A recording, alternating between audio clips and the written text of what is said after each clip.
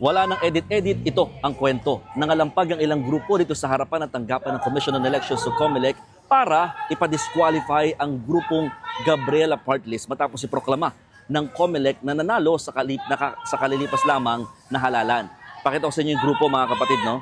Na mga nag-rally dito sa harapan ng COMELEC. So sila ay mga galing sa grupo ng Hands of Our Children Movement Incorporated at League of Parents of the Philippines.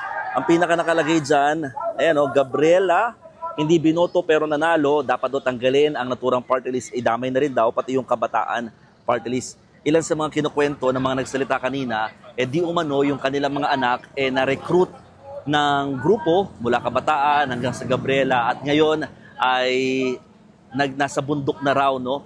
At ang sinasabi din nila, di umano, suportado at binibigyan ng pondo ng NPA ang naturang dalawang grupo. Kaya hindi raw dapat maupo itong Gabriela Party List sa Kongreso, no? So, suportado nila yung NTF-ELCAC sa paghahain ng petisyon kontra sa proklamasyon nga sa grupong Gabriela Party List. Maalala natin, nakaraang buwan o makalipas ang ilang linggo, pinroklama nga ng COMELEC ang Gabriela Party List matapos i-adjust yung number of seats mula sa party list na mauupo sa House of Representatives. Mula 63, ngayon ay 64 na. At yung kasunod kasi na nakakuha ng pinakamataas sa boto, Gabriela Party List. Kaya sila yung nakakuha ng 64th seat. At ito yung kinekwestiyon ngayon ng NTF-ELCAC na sinusuportahan naman ng mga grupong ito. Wala pang tugon sa ganitong klaseng rally ang Gabriela Party List maging ang Commission on Elections sa kanilang pinapanawagan. Medyo marami-rami din sila, no?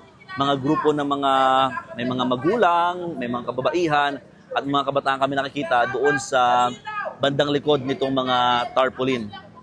So, mukhang tutuloy-tuloy daw nila itong kanilang pangangalampag o rally hanggat hindi naalis daw ang Gabriela Party List sa posisyon.